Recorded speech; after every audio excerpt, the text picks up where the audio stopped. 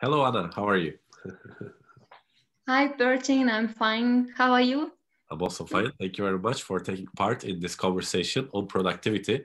But before we start our topic, I would like you to introduce yourself shortly. Tell us about yourself. Where are you from? What do you do? Okay. My name is Anna or Hannah officially. You can see me with different names on different social media platforms. As you know, for example, LinkedIn is more professional and then Facebook is less. There was like some memo before. But I come from Belarus and now I live in Lithuania and I'm doing consultancy work as my main job, but I'm also engaged in many different other things, which I think I will mention also in our conversation. All right, fantastic. And we know each other with Anna since more than 10 years. First met in Lithuania and then in Brussels and then a lot of places. And now we work with Anna together on different projects as well. So I'll start with the first question then, which you already know. So I'm sure you're prepared. So first, let's set the term straight. What does being productive mean for you, Anna? Okay, yes, knowing the questions in advance is one of the way of being productive and well prepared. So, but yeah, being productive, I think there are so many different definitions and it can apply to all aspects of your life. It's not only about the workplace. And I also think that it's not so much about how fast you can do things or how much you can do things in a day or in a week. It's more about like your personal satisfaction about what you are doing. So I think for me, it's being capable to do the things that you like doing and that you want to be doing actually, and being capable to achieve the results that you want to achieve and you are happy about. So which are both internally and externally rewarding. Basically, you something that you are doing brings value to you, but also to the people around you. And also, I think it's important that you know yourself well so that you are able to organize your time in the most efficient way. And funny enough, in this Corona times, I think this period basically helped to realize the benefits of this flexibility and of knowing yourself and of trying to use different periods of the day for different activities, because this lockdown and remote work gives you this flexibility. I like 2 points that you mentioned, especially. One is self-awareness, knowing yourself, and second is meeting your expectations, because every person has a different expectation in life and they can consider themselves productive or not productive depending on those expectations. I know a lot of people who are very productive, but they don't feel productive, and a lot of people who are not that productive, but they feel productive. So the term is Yeah, subjective. And what about you, Anna? Do you feel that you're a productive person? yes, so this is exactly, I think, what you were mentioning now, that I always don't feel that I'm productive, but many people tell me that I am. And maybe if I look at all the things that I'm trying to do or accomplish, I actually can acknowledge that I am a productive person. But on the other hand, I'm also a perfectionist person, and these things probably don't go very well together. Because then you can get stuck on one thing for kind of more than needed. But yeah, I think as I tried to mention in the beginning, that I'm doing quite a lot of things. So for example, my main work is policy research and consultancy, but I'm also doing some external volunteering research work on the topics that I'm interested for organizations like UNESCO or OSCE. I also do some networking work and advocacy for one of the networks that I'm a board member of on migrant education. I do ceramics. This is one of my hobbies, but I'm also doing it now a bit more professionally. I'm doing some volunteering, and I like to take part in all these different learning events. And for example, I engaged with you on Bosphorus Stories House, and I like learning languages, traveling. At least I used to do that quite often before Corona.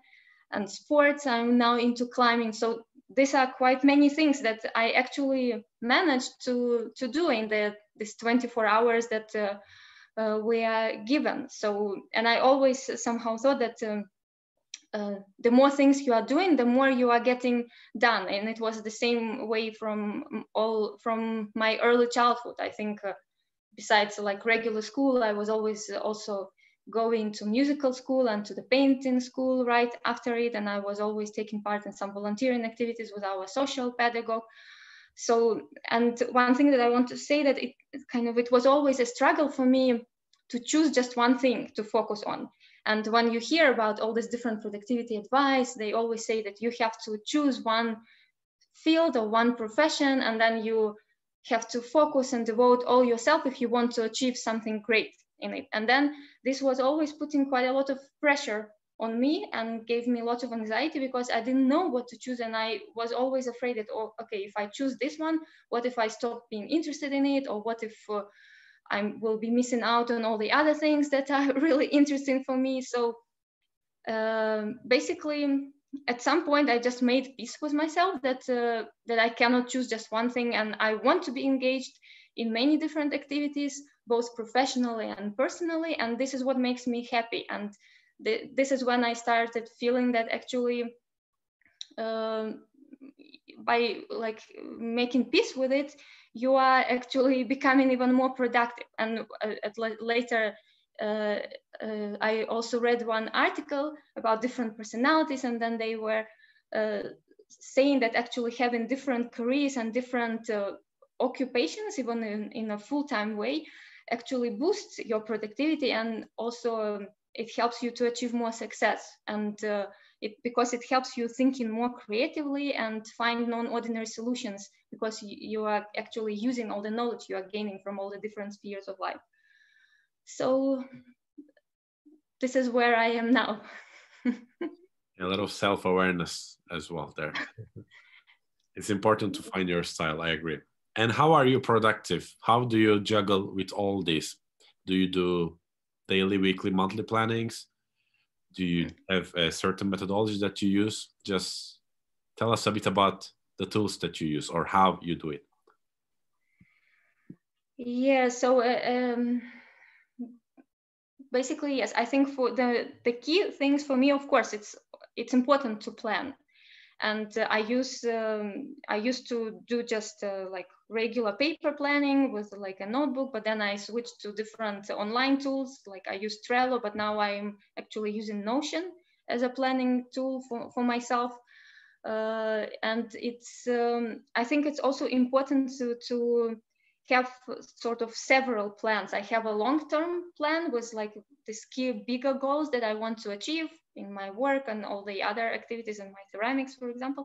And then I do the weekly plan, which kind of breaking it down to like some tasks on what I want to achieve in a week. And then of course I have some daily to-do lists, which are this like very small daily tasks, but that help me to achieve bigger goals for the week and then for the month. And I think what I noticed for me, because before I used to just write down all the things that I want to do without really distributing them between the days, and then some tasks were much bigger, some are smaller, and then when you get stuck on one bigger task, you feel like you are not actually achieving anything, and you start feeling more depressed and maybe less productive. So it's important to break down your goals into smaller tasks that you can achieve and tick off the list every day.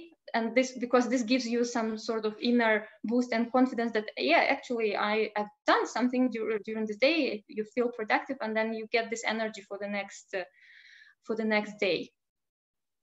And what I also noticed for myself, because the more things you are kind of getting engaged to, especially kind of work-wise and different projects and writing tasks, and you are kind of communicating with many people, you are getting many emails. So it's important to kind of achieve this daily routine, which would help you to stay calm during the day.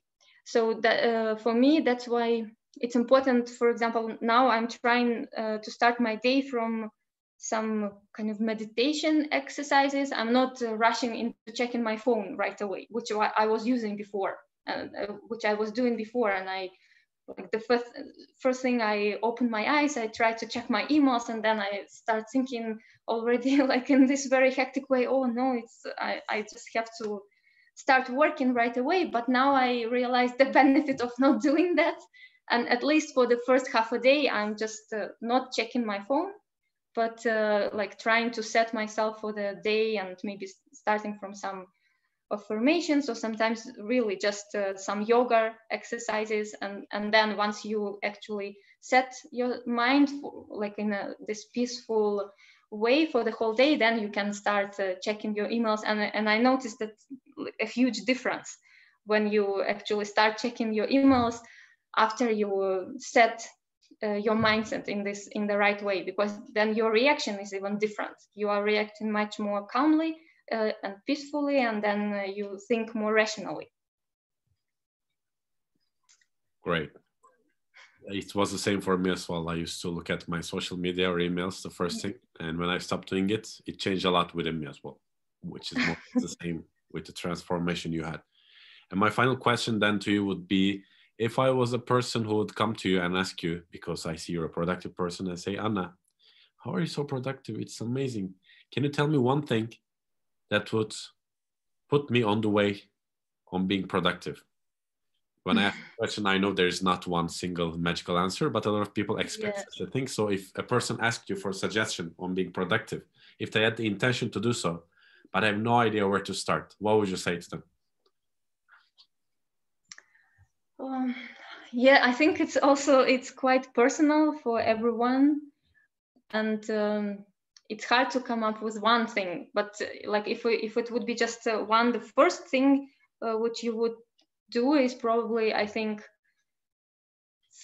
first and then start doing or writing, because then you can like before reacting to anything, or before engaging into any new activity, you can just think for yourself on whether this is what you really want to do, or this is something that somebody is expecting you to do, or just like there are some general societal beliefs or pressures. So like you really need to first figure out for yourself and think on whether something that you are going to do now will help you to achieve bigger goals that you set for yourself. And this is the and then you just make a plan, and you do all the rest. You organize your day. And one more thing, if I can say, I think it's also important to basically get rid of this guilty feeling that if you are not doing something work related, then you are not being productive, because actually you are also investing this time a lot into yourself and into other spheres of your life. And I have a very good friend that who is Dutch, and there is a famous Dutch word or concept which is called niksen, and I think it's not really translated into any other language, but basically it means the art of doing nothing, and that every Dutch person is actually planning this niksen, and it's a sacred time. And I think this is also one of the secrets of productivity, that you have to be good about doing niksen and planning it into your time, because this is also an important time for you to organize your thoughts and to recover your energy and think bigger things and dream about bigger things. Yes, to be productive, you don't always have to be productive. It's a very good point. You know when to spend time for yourself to keep on going in the long run. Well, this is a big topic, Anna, and there's a lot that we can speak about, but I think in 15 minutes, we did a pretty good job. I really appreciated you being here and sharing your opinions. And before I say goodbye and thanks to you, is there anything else that you would like to add?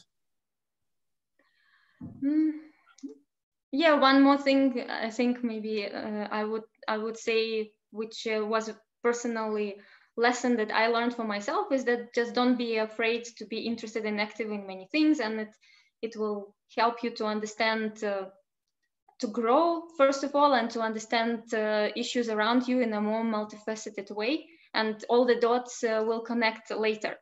They don't have necessarily connect now. I think this is an inspiration from Steve Jobs. I really like his quote.